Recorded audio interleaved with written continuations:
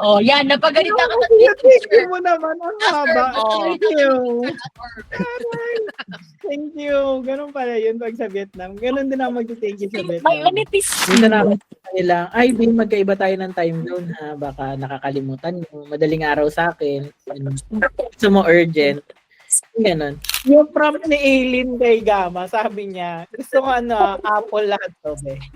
Kasi sabi niya, ayoko ng Windows, ayoko ng ibang brands. Kailangan Apple lang. Kasi masyado akong predictable. Exhibit A, alam kasi nila na mabait ako. Mapapatawad ulit ako ni Ate Eloy. Pagbibigyan ako ni Ate Eloy. Ay, hindi ako. Ang ginawa, di tinanggal. Yun na yung unpredictability. Hindi ko bet yung pickleball. Parang, ano bang trip nyo? Ba't hindi kayo mag-tennis?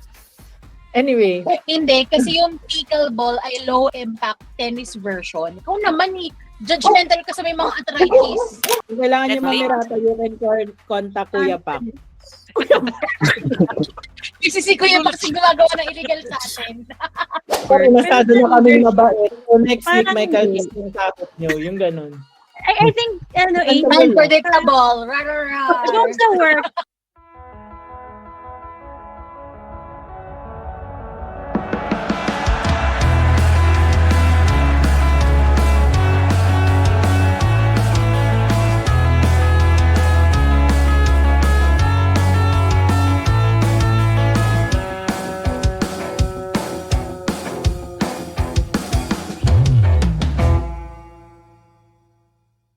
Let's all welcome Aileen!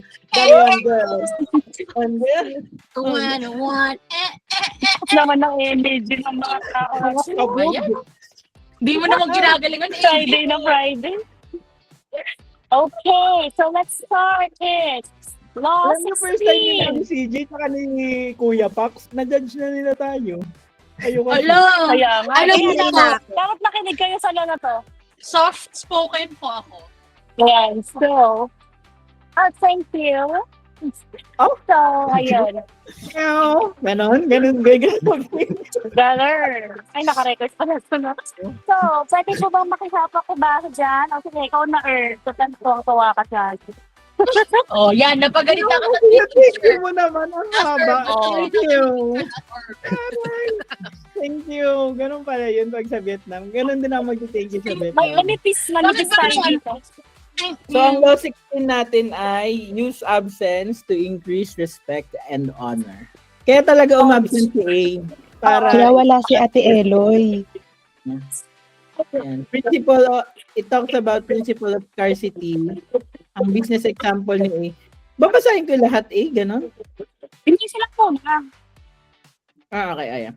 Principle of scarcity. Scarcity elevates value, constant presence diminishes impact. Strategic absence can make your contributions more potent when you do engage. I think for me, ang applicable to sa commerce when you're in sales. Yung mga limited edition things, tumataas yung value nila. Yeah. Go A, yun lang po ang input ko for now. Sino ba naglaro ng libro dyan? Okay, babasa naman ako sa mga lawa. Kung muna tayo nasa katay sharing. Go ahead. Yes po. Business example. App. Ako ba yung magbabasa? Babasahin ba yan? Okay. Business example. Apple.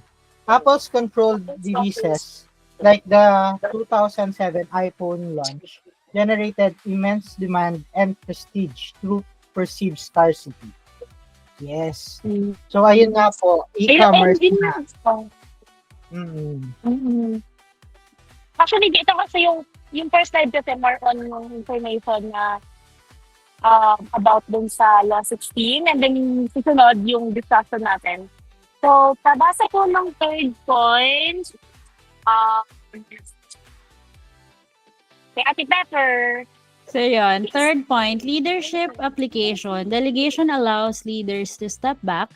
Their occasional direct interventions then carry greater weight and impact. Kailangan ko ba explain?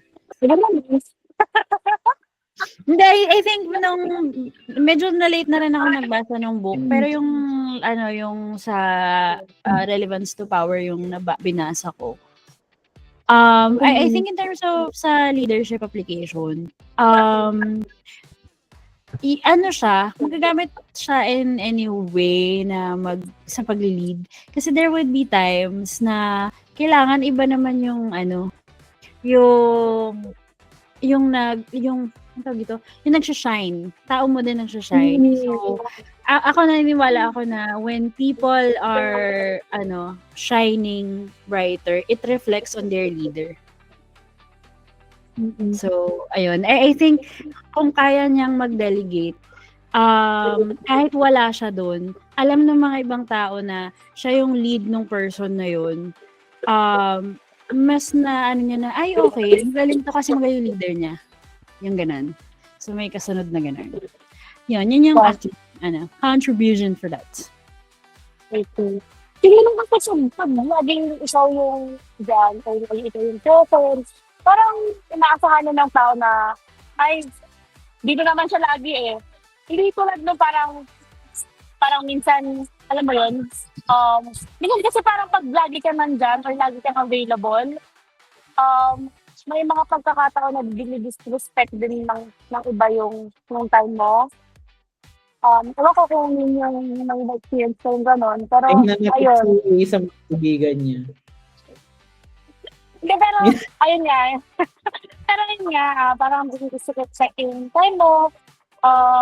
Unlike if parang alam nila na hindi ka lagi available or you have just limited time. Hindi nila yung gagawin sa'yo. May mga na-experience ba kayong gano'n? Or ba? Tawa ka! Kasi yung may kumakakausap sa isa gilid, nakikita ko yung struggle movie. Nag-ano lang, nagkakatot ang mga pagkat. Ayan. So, dito sa mga 16, iisipin mo kung paano magiging strategic yung hindi ka para easily hindi kami na mag-isip na you're easily available all the time. So, sa inyo, sa mga na-experience niya, how can yung strategic advice can be applied in your roles? Well, nag-explain na kasi Ate Pepper kami na yung sa leadership kailangan na mag-sign din na iba, kailangan mag-spotlight ka din na iba, ganyan. At saka, team, interaction to increase your perceived value. So, kayo ba? Kasi ninyo? Ngayon ba kayo dyan? Sa clients, for me, para kapag palagi kang, parang you need to establish your work hours or hours that you can hop on a call with a client. Kasi minsan, parang ang inisip nila is white collar service yung dinedeliver mo na parang all the time available ka sa kanila, gagawin mo lahat ng parang ready ka for them, which we want to make them feel supported. Pero kapag ka ganon, they tend to parang not respect time. Yun yung mga tendency, or hindi nila nararamdaman na wait lang, partner tayo dito, I'm not a servant. So to increase siguro yung parang strategic absence or scarcity is to let them know na ito lang yung hours ko that I can hop on a call with you, or ito lang yung online lang ako during these hours, or if you have requests, the turnaround time is 24 hours or certain number para hindi ngayon na to, ASAP lahat. Usually pag client, diba, lahat ASAP, lahat now na. So, yun. Oo, same din. Kasi pag nasanay sila, parang isipin nila lagi ka na available eh. So, siguro babalik pa rin sa setting boundaries. Kasi dun pa rin siya sumusumbok eh. Ayun. Okay, so, the next is, what are the potential risks or negative consequences of too much absence in the professional setting? Yun naman yung pabaliktaran. So, so pag lagi ka namang wala, hindi na sila mag-rely on sa'yo. So, dapat balance lang. Hindi yung wala ka. I mean, yung presence mo, kailangan mag-set ka ng boundary. Pero hindi naman all the time. Dapat, wala ka. Hindi, wala ka ng work. Diba? Saka hindi siya mag-build ng trust dun sa client. Kasi iba naman yung pag-set ng boundary sa palagi kang wala. Ganyan. So, in what scenario might absence be counterproductive for the team position or individual productiveness? Siguro dun sa kung paano siya nagiging counterproductive. Kapag it works both ways. When a leader is very seldom makita ng team members, the leader feels important. The team members feels na important yung time ng team leader. Pero at the same time, the team members will feel na they are not supported. Diba? So, counterproductive siya. Kaya kailangan yung balance. Then for team members naman, yung team members, you have to set your boundaries para alam ng team leader kung kailan ka rin i-approach, kailan ka kailangan ng support, ganun. Pero at the same time, don't be very maraming absent naman. Kasi kapag naman very unreliable ka naman, ang una dyan pwede mangyari, pwede kang bawasan ng task, pwede kang bawasan ng workload if you're unreliable. Ang another pwede naman mangyari, if hindi ka man babawasan ng task, pwede ka actually ma-terminate kasi hindi ka na productive to your role, di ba? Pero gusto natin mag-double down dun sa sinabi ni Rich. It's very important for us na, kaya nga di ba, we always advise din sa mga team members na mag-set ng work hours kay client, di ba? Para alam ng client kung how fast is your response time, kailan ka lang ba dapat nila i-contact. Kasi minsan nakakalimutan din nila yun. Na minsan nakakalimutan nila, ay, magkaiba tayo ng time zone ha, baka nakakalimutan mo, madaling araw sa akin, gusto mo urgent, ganun. So, we have to set those boundaries with them.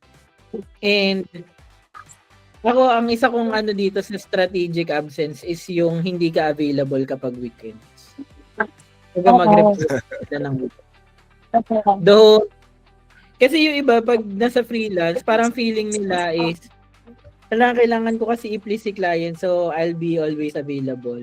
Pero ang downside kasi nun is, ikaw na de-depreciate mo yung value mo. Akala kasi natin parang, reliable ako kay client kasi lagi akong nandiyan. Pero actually, ang nakikita ni client doon, ano ba to? Wala ba tong ibang ginagawa? Ito lang ba? Yung parang ganon. Wala ka bang buhay outside of this? So, wala ka namang buhay outside of this. Pwede ako magtapon sa'yo. Alam niyo yun. Yung nakakalimutan yung cadence. Tapos yun rin pala, aside from keeping your weekend sacred, set a proper expectation when it comes to your task cadence kay client. Kailan kayo mag-meet, kailan dapat mabigay yung mga task. Kasi hindi naman pwedeng gusto niya na urgent lahat, pero hindi naman niya bayad yung 24 hours mo kasi, di ba? So, set the proper cadence, delivery, kailan siya dapat magbigay ng task, yung mga ganun. Ayun lang Thanks. Last 17, yan. Yeah. Pwede po bang pa-help? Si Joanna Girl na lang. Joanna Girl. Take it away. Hello. To 17, keep others in suspended terror. Cultivate an air of unpredictability. Principle. Unpredictability keeps opponents off balance, creating a sense of awe or healthy respect. Business example, Steve Jobs surprise product announcements. Parang naman, Apple apologist. The original Apple. Yung prompt ni Aileen kay Gama, sabi niya, gusto ko Apple lahat to, be. Kasi sabi niya, ayoko ng Windows, ayoko ng ibang brands, kailangan Apple lang. Yun nga, announcements kept competitors and media guessing. Yun, sorry guys, kasi Sorry guys, iPhone 16. Huwag na kayo judgmental.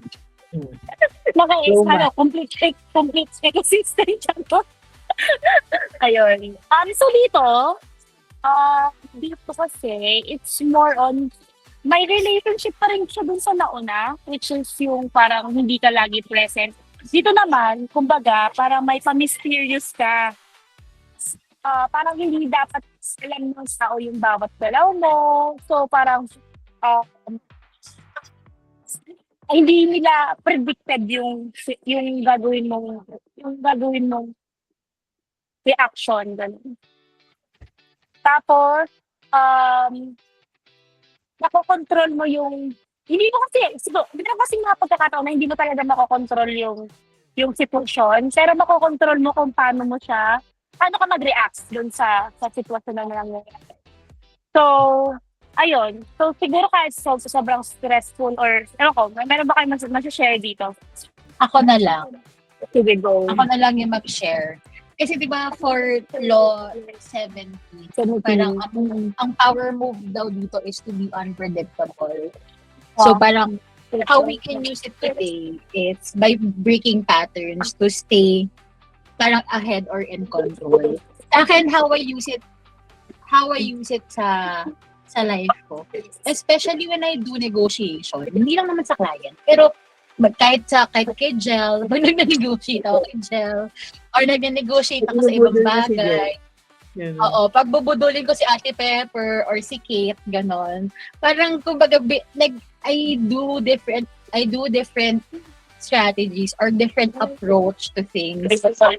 Kasi yung parang lalo na kapag kakilala ka na nung kausap mo, alam na nila yung mga weak spot mo, alam na nila yung kiliti mo. So sometimes, by being unpredictable, parang it protects you from losing the argument or the negotiation kasi ganun ko po ginagamit yung law. So, alam niyo na po, lagi kaming nag-aaway ni Jen. Sorry, yun pala yung ano. Sorry po sa makakapanood nito. Okay lang po kami. Pero ayun, ganun. I also thank you kasi dinala ako ng pagkain Jen. Ang example ko naman dito dyan, sa sports. So, ang sports ko kasi puro racket games eh. So, batuhin sila ng racket. Nagpi-pickleball ka na? Hindi. Hindi ko bet yung pickleball. Parang, ano bang trip nyo? Ba't hindi kayo mag-tennis? Anyway. Hindi, kasi yung pickleball ay low-impact tennis version. Ikaw naman judgmental ka sa may mga arthritis. Kasi high performer ako, so gusto ko high impact yung ginagawa. Anyway, so dahil hindi ako yung pinakamalakas pumalo, ang inaral ko, placing. Kung paano ilagay yung bola sa field. Tapos, doon ko natutunan yung pang-fake. So, kunyari, bardagulin mo sila ng mga smash, tapos biglang magpi-placing ka sa harap. Ganon. So, nakakainis yun. Kasi yung break mo yung pero applicable din doon yung sinabi ni Jana na technically you're breaking the pattern kasi, and it's applicable din sa life, di ba? Sabi nga doon sa ang moral lesson daw nung Everything Everywhere All at Once ay when you break your patterns, nakakapag-jump ka sa another metaphysical timeline mo. So, parang you're saying daw na you're meant to accept something. You're saying yes to another reality. Parang gano'n. Oo. Para nag-accept ka another reality. Kunyari, panoorin mo yun, hindi ka naman talaga marunong maglangoy. Pero for the sense of adventure, sumama ka sa free diving class, for example lang. Tapos, parang nag-say yes to a future na pwede naman pala maging swimmer si Earl, or pwede naman pala maging swimmer si Rich. Or kunyari, hindi ka freelancer, nag-career shift ka, nag-try ka lang, gusto mo mag-VA, diba? Or kunyari yung si Ninang, yung nag-say yes siya to consulting, tas ngayon, eto na, meron na tayong sariling ahensya, yung ganon. When you break your patterns, you say yes to another future or another reality na pwede. You're opening possibilities to your life. Pero maganda yung movie na yun. Panoorin niyo yun, guys. Yes. Anong movie? All at once. Medyo lang, nakakagulantang lang yung dulo. Parang, saan yan available? Kapag kailangan nyo mamirata, you can contact Kuya Pak. Kasi si Kuya Max yung gumagawa ng illegal sa atin. Oo, okay pala. Yung application niya sa Book A kasi is more on sa war. Sa War negotiation. So, parang yung parang hindi kanila mapipredict yung next move. Pero parang ganun yung concept niya na kailangan hindi predictable yung na war. Parang ganun. So, sa naman, sa life naman, inyo ma-advise ko yung saying yes to your new possibilities. Break your patterns. Paano natin siya marirelate sa trabaho? In a way. Tingin niyo ba effective yung pag either ka predictable yung susunod na gagawin mo? Hindi. Kasi Pwede alam mo nila- siyang gawitin sa sa work. Masyado Pero na kami mabait. So, next week Parang may hindi. kalkis yung takot nyo. Yung ganun. I think, Unpredictable. kung sa work, kung professionally, more of, let's say, gulatin mo sila, marunong ka pala mag-automate. Ganyan. Ay, gulatin mo sila, marunong ka palang magawa ng website. Ganyan. Gulatin mo si Kuya Earl nasa UK ka bukas. Wow! O, di ba? Yung mga ganon. Unpredictable. Yung parang sa Yung leadership. unpredictable VA, Parang- di ba? Yung kunyari, maganda performance mo sa first 3 months, tapos next month, umabsent ka bigla, ganun. O ganun. Unpredictable. Noted, Earl. Natin mo Noted. sila. O ganun. Iwan ang state. Parang Terror ano gagawin talaga yung natin iniwan. Oo. O kaya gulatin mo sila dun sa pinaka-importanting part ng trabaho mo, bigla kang mag-awol. Ganon. Noted, Jana. Unpredictable. Ayaw nyo na, Jana. Parang mali. Tanga lang. Parang mali yung napupulot nating aral sa Parang libro. mabalik ka. Reverse ng power. Oo nga, parang bali nga. Baliktad na. Ito sa ate, baka may masesa kung paano siya nag-create ng mysterious sa mga hinahandle ng tao para mag-start pa rin ng unpredictable. Guys, kung hindi ko malagyan ng hindi ko mailiko sa professional setting. Pero ito kasi yung naging weakness ko. Hindi ako marunong ng ganyan. Kasi masyado akong predictable. Exhibit A, alam kasi nila na mabait ako. Mapapatawad ulit ako ni Ate Eloy. Pagbibigyan ako ni Ate Eloy. Ay, hindi ako.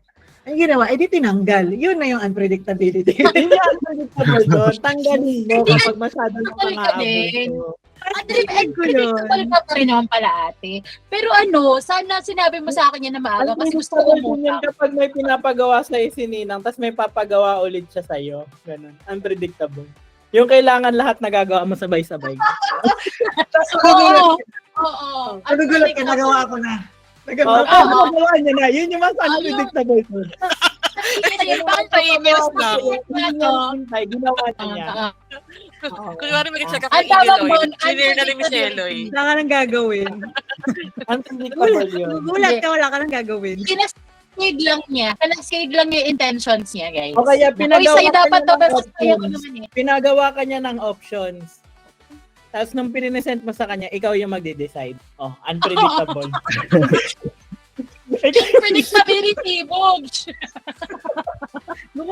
At least prefer ka daw magawa ng options. Okay, A or B. Sabi ko, yes. Yan. Yes. O ate, napaka-predictable mo Tapos, doon. pag nag-decide ka, bakit?